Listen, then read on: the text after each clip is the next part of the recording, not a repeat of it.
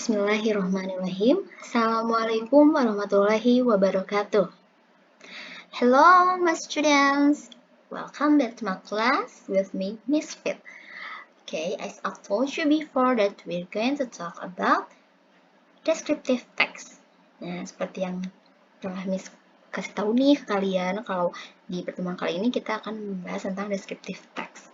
Nah, sebelumnya kita udah pernah membahas nih ungkapan-ungkapan untuk meminta atau memberikan informasi mengenai deskripsi seseorang atau sesuatu.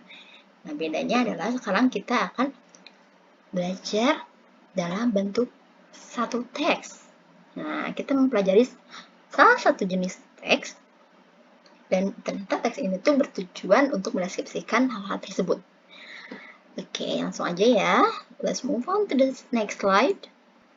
Well, welcome to class. Now, well, here I pointed 5 terms or 5 points that we're going to learn. Jadi, Miss udah list atau udah rinci 5 poin yang akan kita pelajari pada pertemuan kali ini mengenai deskripsi teks, yaitu definition atau pengertian, purpose atau tujuan, generic structure atau struktur umum, language features atau ciri kebahasaan, dan juga examples atau contoh-contohnya. Okay, check it out. Well, what is descriptive text? Apa sih descriptive text itu? Nah, teks deskripsi adalah teks yang mendeskripsikan seseorang atau sesuatu secara detail. Nah, misalnya nih, kalian mau menceritakan atau mendeskripsikan kakak kalian dalam bentuk teks. Nah, kalian bisa pakai jenis teks ini. Secara detail, maksudnya gimana nih? Maksudnya adalah kalian bisa menjelaskan secara rinci dari segi rambutnya, kulitnya, telinganya, hidungnya, dan lain sebagainya. Nah, lalu what is the purpose? Apa sih tujuan dari descriptive text? Nah, seperti definisinya tadi, tujuannya adalah mendeskripsikan seseorang atau sesuatu secara spesifik kepada pembaca dengan rinci atau detail. Okay, next talk about generic structure atau struktur umum. Oke, struktur umum dari teks ini itu ada 2 ya. The first one is identification atau pengenalan. Jadi, part awal dari descriptive text ini yaitu bagian yang memperkenalkan atau mengidentifikasi. Nah, karakter di sini adalah yang dimaksud orang, hewan, tumbuhan, tempat, atau hal lainnya yang akan kita deskripsikan. Jadi di sini baru memperkenalkan ya. Misalnya nih, aku akan memperkenalkan kakakku yang berumur bla bla bla bla dan sebagainya. Nah, untuk deskripsi lanjutannya secara lebih detail dan rinci, kita masuk ke bagian selanjutnya yaitu description. Right? Description. Nah, bagian ini mendeskripsikan karakter tersebut secara detail. Maksudnya apa nih? Maksudnya disinilah kita benar-benar menjelaskan, mendeskripsikan hal tersebut. Misalnya kita mendeskripsikan kakak kita nih. Nah, di bagian ini kita betul-betul mendeskripsikan dari segi rambut, tinggi, hidung, telinga, pokoknya yang berhubungan dengan physical appearance ataupun berhubungan dengan kebiasaannya. Misalnya dia selalu memakai bla bla bla, dia selalu pergi bla bla bla, dan sebagainya. Tuh. Oh iya, berkaitan dengan deskripsi ini, kalian harus recall ya, atau ingat kembali nih, di pertemuan sebelumnya, ada beberapa hal yang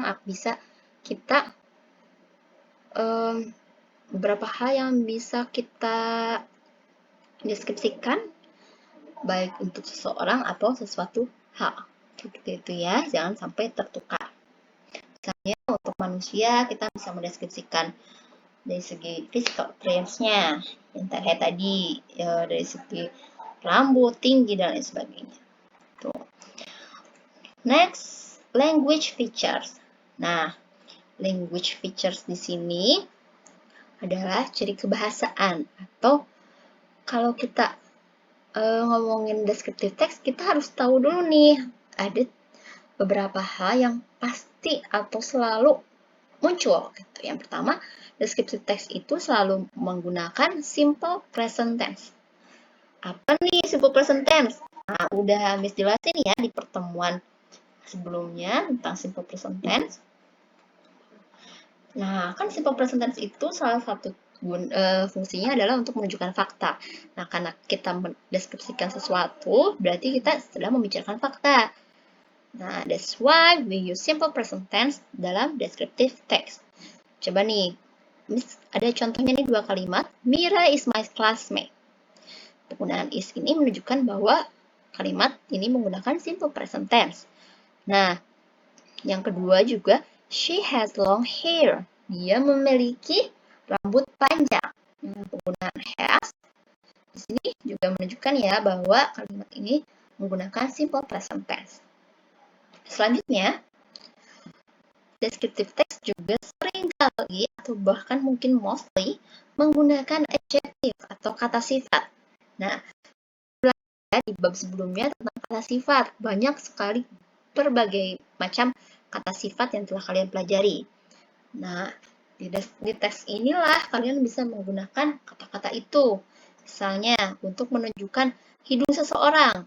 She has pointed nose. Dia memiliki hidung yang mancung. Nah, mancung ini menjadi kata sifat kan dari hidungnya. Lalu ada she also has tanned skin. Seperti itu. Jadi tanned ini merupakan sifat dari kulit tersebut. Selanjutnya, using relating verbs to be atau have has. Jadi, pada saat kita mendeskripsikan seseorang, biasanya kita menggunakan to be, of course, simple present tense ya, seperti yang Miss bilang, am, is, atau are, untuk menunjukkan bagaimana subjek tersebut. Dan have has untuk menunjukkan kepemilikan. Misalnya, she has chubby cheeks. Dia memiliki pipi tembam. Nah, ini kita mendeskripsikan kan, dan mendeskripsikan dia tuh punya pipi yang seperti apa nih? Oh, dia punya pipi yang chubby. Jadi pakainya has. Nah, untuk penggunaan to be, bisa lihat contohnya ini, she is so pretty. Dia sangat cantik. Nah, ini juga menunjukkan deskripsi ya, deskripsi dari fisiknya. Nah, Miss punya 2 contoh ya dari teks deskripsi. Yang pertama ini kita lihat deh. Dari segi gambarnya, ada gambar seorang kelinci. Nah, kalau dari gambar ini kita bisa mengira nih teksnya akan seperti apa, kita lihat. Dari warnanya coklat, ada keputihan, ada warna putih-putihnya, terus ya, apa tuh ini, telinganya panjang, dan lain sebagainya. Kita cek ya. Oke, ingat, bagian pertama deskripsi itu identification atau pengenalan. Kita baca, this is my lovely rabbit. Ini adalah kelinci kesayanganku. Its name is Cimpuy. Namanya adalah Cimpuy. Nah, ini masih perkenalan kan? Terus dibilang, its name doesn't represent anything, but I really like that name. Namanya tidak mewakilkan apapun, tapi aku sangat menyukai nama tersebut. Nah, ini masih perkenalan kan? Lalu kita lanjut nih ke bagian selanjutnya, description. Cimpuy has thick brown fur. Cimpuy memiliki bulu coklat yang tebal. Nah, ini udah masuk deskripsi kan? Kita mendeskripsikan bulunya nih, warnanya gimana, tebal atau tipis, seperti itu. Nah, lanjut, it also has long ears and cute face. Dia memiliki telinga panjang dan wajah yang lucu. Ini juga masih mendeskripsikan fisik. Selanjutnya, it is 20 cm long and about 2 kg. Nah, katanya panjangnya itu 20 cm dan beratnya sekitar 2 kg. Nah, beda lagi nih di terakhir. It really likes eating carrots. Dia sangat-sangat menyukai memakan wortel. Nah, berarti ini menjurus ke kebiasaan makannya ya. Oke, nah ini kan makhluk hidup nih. Coba kita, gimana sih kalau teksnya tentang apa nih? Ya, tentang sebuah kota yang disebut Kediri. Nah, Miss pakai gambar ini karena ini salah satu ikon yang terkenal dari kota tersebut ya. Nah, coba kita baca identification-nya. Kita jelaskan dulu. Kediri is a name of a town. Katanya Kediri itu adalah nama dari sebuah kota. It is situated. Nah, kalau mendeskripsikan sebuah tempat, ini akan sangat-sangat kalian sering temukan ya. It is situated, it is located.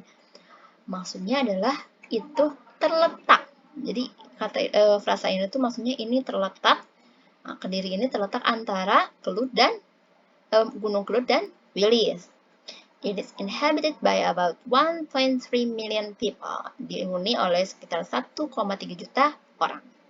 Ini masih pengenalan secara umum. Bagaimana deskripsinya? Nah, deskripsinya baru di sini, di yang kedua. Kediri itu terkenal karena apa? Terus hal yang terkenalnya itu seperti apa? Dijelaskan pada deskripsinya ini. Seperti itu. Garit? Nah, kalau misalnya kalian lupa-lupa nih, apa aja yang harus kita deskripsikan gitu ketika kita berbicara tentang orang, hewan, tempat. Nah, apa aja sih? Kalian bisa buka bahan ajar di pertemuan sebelumnya ya. Miss udah kasih tahu nih apa-apa saja yang bisa kalian bicarakan saat mendeskripsikan sesuatu. Seperti itu. Well, materi untuk pertemuan kali ini cukup sekian ya. I hope that you can enjoy this class and also understand the material as well. Oke. Nah, jangan lupa untuk terus berlatih. Nah, dan untuk tugas pertemuan ini akan dibagikan dalam grup chat kelas kalian masing-masing. Kalau misalnya kalian masih belum paham atau masih ada yang belum paham, boleh diputar lagi videonya atau langsung tanyakan pada Miss melalui grup chat, sehingga yang lain pun bisa menambah ilmu. Well, see you on next meeting, and I hope you're always in God's protection. Let's say Alhamdulillah together. Alhamdulillahirobbilalamin. Wassalamualaikum warahmatullahi wabarakatuh.